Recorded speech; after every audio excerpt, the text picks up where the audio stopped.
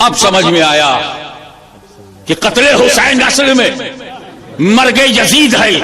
یہ صرف اس لیے کہ مومن کا قاتل تو بخشا جا سکتا ہے, دین کا قاتل بخشا نہیں جائے گا. اب یہ بھی سمجھ میں آ گیا ہوگا کہ امام حسین نے اپنی شہادت کو آخر میں کیوں رکھا.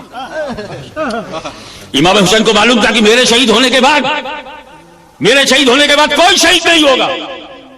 تاریخ گواہ ہے کہ امام علی مقام کی شہادت کے بعد کوئی شہید نہیں ہوا, یہاں تک کہ ان کے بیٹے, ان کے بعد امام, ان کے خاندان کی روح رواں, ان کی نسل پاک کا بنیادی پتھر امام زین العابدین بھی شہید نہیں ہوئے. اگر امام حسین اور پہلے شہید ہو جاتے تو عباس بھی بچ جاتے, اصغر بھی بچ جاتے, علی اکبر بھی بچ جاتے. اور پہلے شہید ہو جاتے تو حضرت قاسم بھی بچ جاتے, علی اکبر بھی بچ جاتے. اور پہلے شہید ہو جاتے تو اولو محمد بھی بچ جاتے. اور پہلے شہید ہو جاتے تو برادران عباس بھی بچ جاتے. اور پہلے شہید ہو جاتے تو حر بھی بچ جاتے. کیونکہ یزید کا ٹارگٹ حسین ہے, یزید کا نشانہ حسین ہے. حسین بیعت کریں یا مارے جائیں. تو حسین نے گردن دینے میں دیری کیوں کی؟ جب آپ ہی ٹارگٹ دے تو آپ سب سے پہلے شہید ہو جاتے. کربلا میں ایک ہی شہید ہوتا, کیونکہ آپ کے شہید ہونے کے بعد کوئی شہید ہی نہیں ہوا. تو اگر آپ اور پہلے شہید ہوتے تو کوئی شہید نہیں ہوتا. لیکن تم اپنے زاویے سے سوچ رہے ہو. امام حسین رحمت اللہ للعالمین کا نواسا ہے. امام حسین کے جسم میں رحمت عالم کا خون ہے. حسین نہیں چاہتے کہ میری وجہ سے کوئی جہنم میں جائے. موقع دے رہے ہیں, پتہ نہیں کس پل میں کون پلٹ جائے. کیونکہ امام حسین کو تاریخ یاد ہے کہ کعبے سے قتل کے لیے نکلے تھے, تلوار لے کے نکلے تھے, نبی کی گردن کاٹنے کے لیے نکلے تھے. نبی نے دروازہ کھولا تو دل کا دروازہ کھل گیا, اور جو قتل کرنے گیا تھا قتیل محبت رسول ہو گیا. جو مارنے گیا تھا وہ قدم ناس میں مرنے کو تیار ہو گیا. کوئی بھی لمحہ کسی کے ذہن کو بدل سکتا ہے.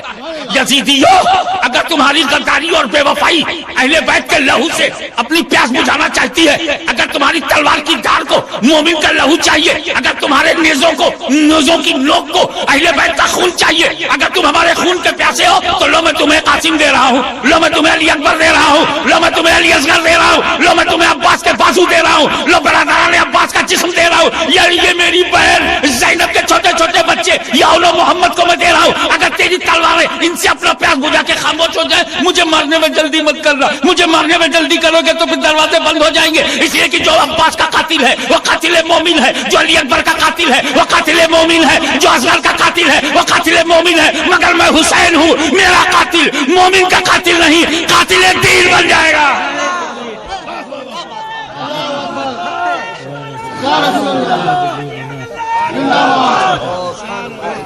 تو مومن کے قاتل کی بخشش, اگر نانا جان کا دامن پکڑ کر میں چل گیا تو مومن کے قاتل کو میں بخشوا سکتا ہوں. مگر ظالموں, اگر تم دین کے قاتل بن جاؤ گے تو مغفرت کے دروازے بند ہو جائیں گے. دشمن پر بھی رحمت کی نظر, دشمن پر بھی رعایت کے دروازے, دشمن پر بھی حق کی طرف لوٹنے کے مواقع, یہ صرف علی کا لال دے سکتا ہے. یہ دھرتی پتر نہیں, وہی پتر ایسا کر سکتا ہے جو مٹی سے نہیں نور سے بنا.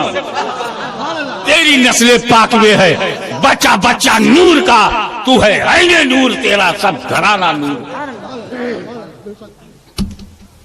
لیکن جب خدا دین لیتا ہے تو عقلیں چھین لیتا ہے. ختم اللہ علی قلوبہم کی منزل سے کہ اللہ نے دلوں پہ مہر لگا دی. جب یہ اتمام حجت ہو گیا, مواقع سب عطا کیے گئے اور اس کا بینیفٹ, اس کی اپرچونٹی نہیں لی گئی, توبہ نہیں کیا, ظلم کا سلسلہ جاری رہا. تو امام حسین نے اپنی بہن زینب سے آخری ملاقات کی. انداز یہ تھا کہ جیسے ہی یہ زینب کے پاس پہنچے تو سیدہ زینب نے حسین کے گلے کو چوما اور حسین کے سر کی زلفوں کا بوسہ لیا. امام حسین نے اپنی بہن زینب کے ہاتھ کو چوما اور کلائی کو. زینب نے گلا چوما, حسین نے بہن کی کلائی چومی. اور اشاروں ہی اشاروں میں دونوں نے اپنا علم بتا دیا. امام حسین نے اپنی بہن سیدہ زینب سے پوچھا، بہن آج تم نے خلاف معمول، تمہاری عادت پیشانی چومنے کی تھی، تم نے گلا کیوں چوما اور میری زلفوں کو کیوں چوما؟ تو زینب نے کہا اب یہ ہماری آپ کی آخری ملاقات ہے، آپ خیمے سے نکلتے جائیں گے سانسیں لیتے ہوئے لیکن لوٹ کے نہیں آئیں گے، اس لیے آپ کو بتاتی ہوں کہ میری ماں فاطمہ زہرا میرے خواب میں آئی تھی اور انہوں نے مجھے بتایا کہ یہ تمہارے حسین کا آخری دن ہے، امت ان کے گلے کو کاٹے گی اور ان کے سر کے بال خون سے لت پت ہوں گے.